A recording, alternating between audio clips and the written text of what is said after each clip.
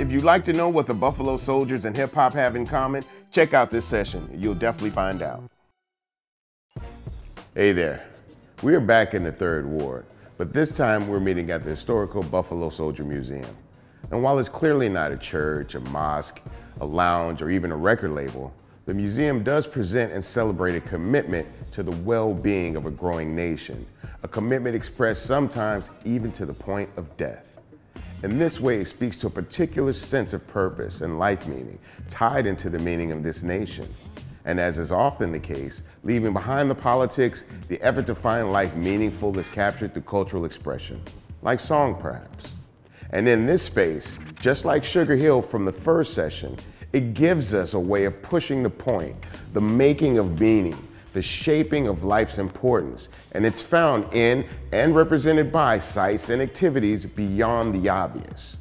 Let's try to keep all these different things in mind as we push forward into our discussion today about hip-hop culture's effort to make life meaningful, to help humans make their life meaningful. The overlap between about what religion seeks to accomplish and what hip-hop seeks to accomplish will slowly begin to emerge as we go through this session. Now, there's more to hip-hop culture than typical depictions would suggest. It's a very deep and rich form of cultural expression that does some pretty heavy work. Today, we're talking about how hip-hop culture seeks to help humans make their life meaningful. Now, in my group work as well as my solo efforts, we've worked very hard to try to do this within the confines of UGK as well as BUN as a solo artist. And one of the songs that we took great pains to go through this about was the song High Life. Now, within the song High Life, we talked about how a lot of young men that are leaving very sketchy and sometimes dangerous lives in the street try to figure out how God looks at them and even if God will accept them for what they've done.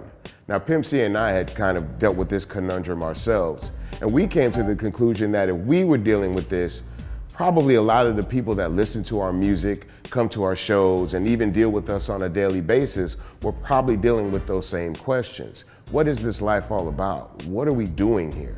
What is our purpose? Trying to make more of an understanding about their daily struggles and the issues that they deal with. So we thought that we would try to put these ideas into song form and express our view of the world and sometimes the way we felt the world viewed us. By communicating these things through song, we were able to make a closer and more personable connection with not only the listener, but the man on the street. As a solo artist, when Pimp C got locked up, there were a lot of personal issues that I had to deal with. So I looked to song to try to find ways to help the listener understand and even connect with me because of the fact that I was missing Pimp C. I kind of felt like a lot of the people out there were missing Pimp C too. So I used the tagline Free Pimp C as a way for everyone who felt the way that I felt about the situation to be able to connect on a personal basis. It didn't even have to be within the course of a song. When people would see me on the street, a lot of them would walk up to me and simply say Free Pimp C. I would say Free Pimp C back to them, and we would have made a connection simply on that basis. Now, the thought and practices of hip hop can often give expression to this effort to find meaning in life. Throughout the course of my career, I've worked with different artists. And sometimes when we work, we try to decide, should we do lighthearted music or music with meaning? And often the best music is the one where you can kind of combine a bit of both so that people get a sense of who you are, but also what you are. Now, I've recorded with a lot of artists in this sense, and sometimes the message is a little bit more hidden than often seen. When recording with a young artist, Big Crit, we did a song called Country Shit. And the point of doing the song Country Shit was really for him to try to carve his identity as a Southern artist out and define himself as a Southerner while still trying to make sure that his music and his identity left him open to be embraced by people from all places around the country. So while it may seem like we're talking about collard greens and sweet potatoes and riding around in Cadillacs, what we're really talking about is our pride to be a Southerner, our affection for our Southern lifestyle, and the fact that with all Southern hospitality, we're opening our arms up to the world. But sometimes songs take on a different matter and meaning. Often in the inner cities of America, young people of color are starting to feel more and more paranoid about their surroundings and the people in their surroundings. Now, initially, it was about the idea of the police following and keeping their eye on you. Then there was the concept of the government, AKA Big Brother, keeping his eye on you as well. So for a lot of young men in the inner city, there's a theory that you should keep to yourself and your surroundings and don't talk to strangers. And we did a song called Strangers to talk about this type of thing. The way that some people feel they have to move and maneuver within their surroundings just to stay alive. The fact that they have to mute themselves to people and not even communicate with people in their surroundings speaks to the conditions of the surroundings themselves. A lot of people walk around the inner cities of America with this mentality of not talking to strangers, keeping to yourself, and that's the way you stay alive, by being quiet. And we talked about that on the song Strangers. Now, one more example of trying to find life's meaning through music and song would be the song How Long Will It Last by UGK featuring Charlie Wilson of the Gap Band. We wanted to delve deep into the mind of the individual that actually lives his life day to day, trying to find something better. Sometimes he's not doing the right thing in order to find the right way. And this is the conundrum that young people find themselves in every day. And we sought to communicate that through music.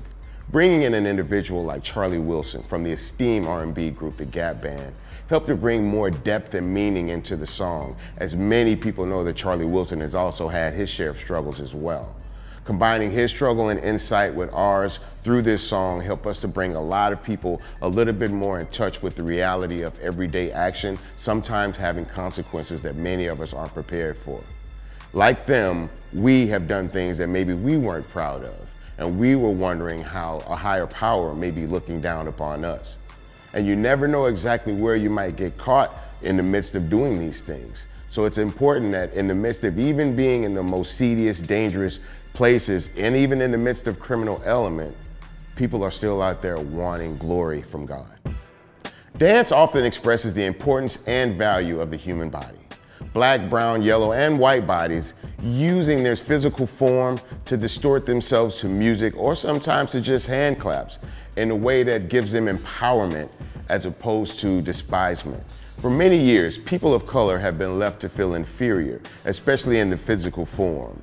Dance, for many years, has been a way for people to reclaim their bodies and reclaim their physical form. And it's the art that provides images that speak to a human desire for connection as well as beauty.